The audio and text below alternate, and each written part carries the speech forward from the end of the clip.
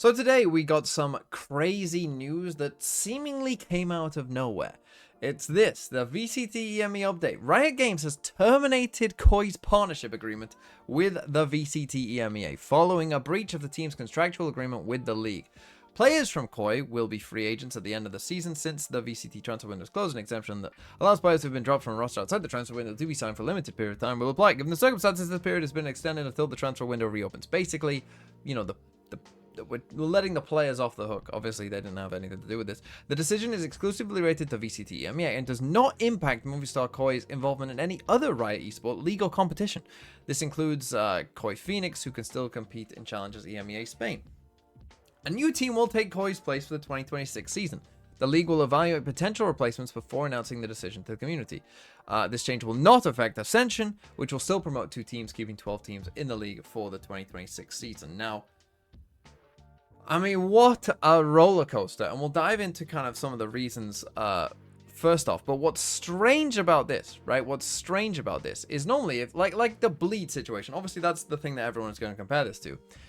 But this isn't really like the bleed situation, because they're saying like, oh, it doesn't affect any other Riot esport. It's just this one particular thing. So if you think about it, like if this was like a fully like this org is melting down and we're going to remove them before like they become a massive liability because the org is melting apart, you know, you would think that they would just like, you're gone from anything we have to do with you, right? Like, because you're melting down. But it's not that. That's what I think strange about it, right? That it's not about other Riot esports or anything. It's just VCT EMEA, which does feel a little bit strange. Now, obviously, it's, you know, they're saying it won't affect Ascension. There is a small chance it does affect Ascension. Obviously, if they pick one of the teams that are going to Ascension, then that will potentially affect Ascension. But other than that, there's going to be 12 teams. 2 are going to get promoted. So that's that. Now, let's dive into, you know, some of what we think are the reasons. Now, this is just from Reddit, explained the video that KOI released.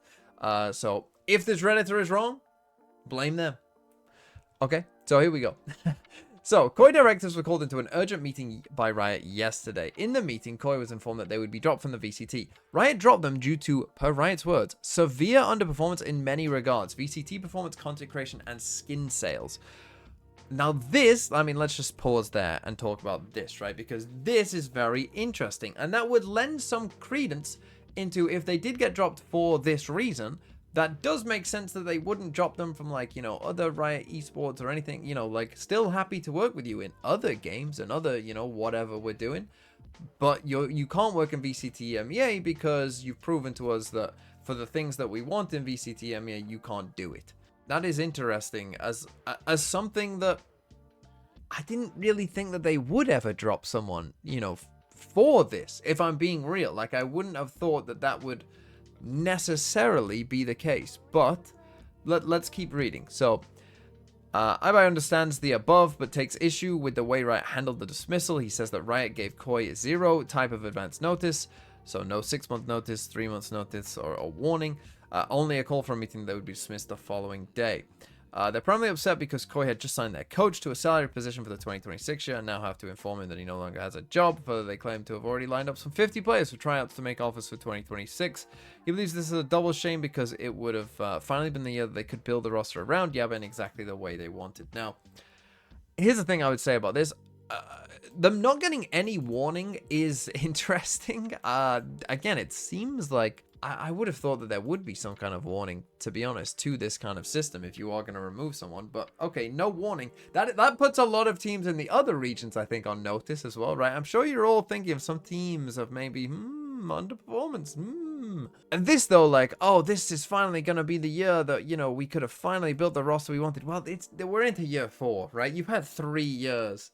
You've had 3 years to get better, and clearly things didn't. Now, this is an interesting one. They suspect, but it's not confirmed, that this has to do with Riot wanting to keep Gentlemates in the league after their relegation, so he thinks KOI was the scapegoat for this. He makes it clear again that this is pure speculation. Now, this is interesting because I do think that Gentlemates probably would be one of the favorites. Obviously, they've been in the league for 2 years. They have pretty decent fan base. Their org owners have been to, you know, the venue, co-streaming the games from the venue multiple times. And so would it shock me if Riot did want to keep Gentlemates in there?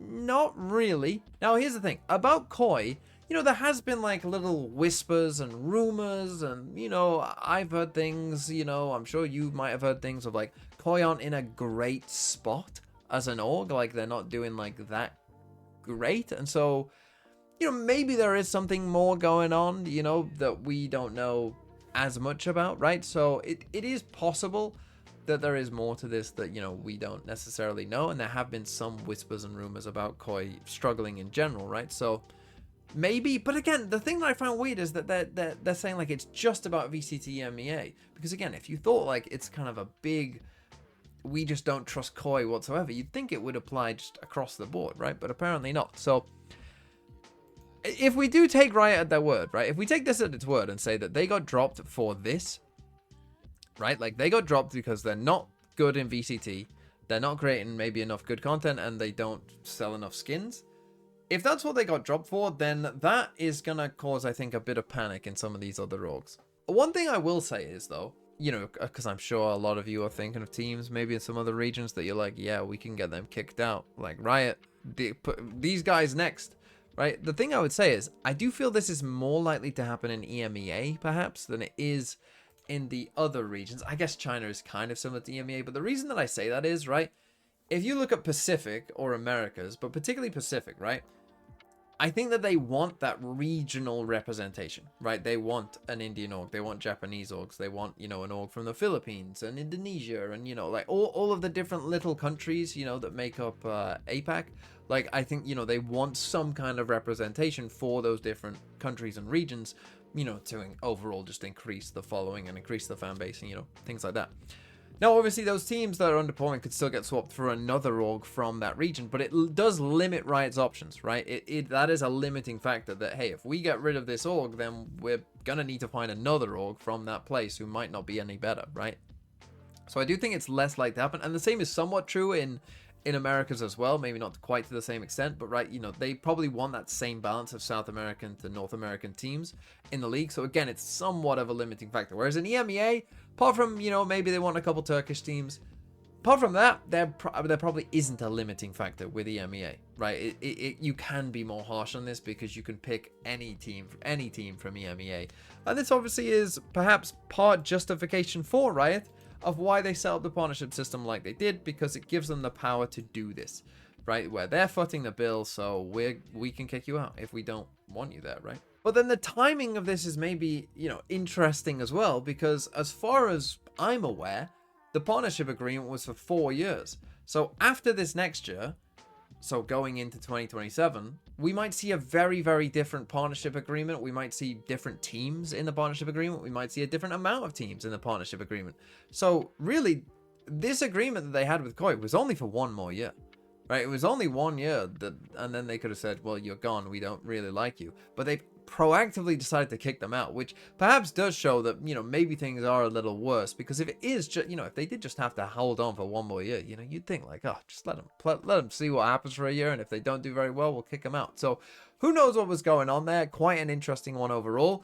We'll see. There's gonna be probably a ton of applications now to get that last spot in EMEA again. So yeah, let me know what you think in the comments down below. This is a crazy thing to have happened, and yeah, I don't know what to say.